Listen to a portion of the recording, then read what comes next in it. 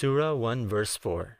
The only owner and the only ruling judge of the day of recompense, also known as the day of resurrection. Talking about God. Now what we need to analyze here is that we are saying the only ruler and the only ruling judge. This is an indication that we believe in monotheism, where we worship one God in Islam, instead of polytheism, where you worship many gods. So why can't there be more than one decision maker in this world? Well, think of it this way.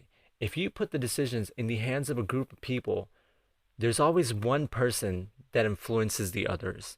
Think of it this way. You remember the show American Idol? Well, of course it's still on, but I remember when Simon Cowell used to be on the show. Simon Cowell had the most influential power. Paula and Randy could give a good criticism to a singer, but when Simon did not like the singer, viewers were most likely to vote based on his views. Now, if Simon liked someone, then most likely those kind of singers would go on to end up in the finals. So if you put decisions in the hand of a group of people, there's always one person that will influence the others. Now, when we put the decision-making power in a group of people, is majority always the best way? Well, you can't say it's always the best way, because a majority can still get it wrong.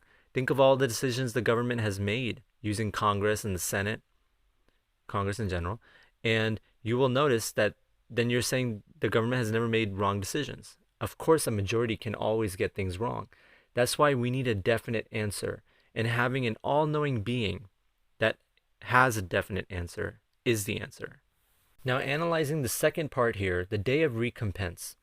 This is a day, recompense we need to define is to make amends to someone for loss or harm suffered. Now, if someone says, so this is a day where we believe everything is made good again, where people who did wrong are punished and people who did good are rewarded. Now, if someone says, what if the day does not exist when everything is made right? Then let me tell you, if the day does not exist where everything in this world is made right, then what's the point of laws?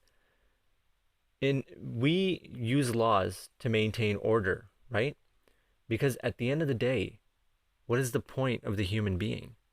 Biologically, it is survival of the fittest. So the human species can continue surviving. So someone might say that's why we have laws. But even with laws, guilty people can get away with things, and innocent people can get charged with a crime they did not commit. So laws don't give you the definite answer.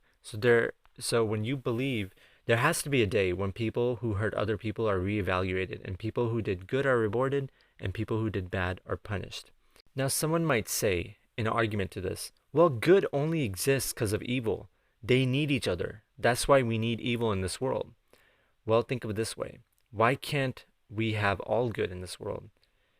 And what's the whole point if we're not all trying to make everything good? We should believe in a world where we need to aim for good because there's an eternal punishment and an eternal reward. And why should we let evil exist if the whole point of life is survival of the fittest?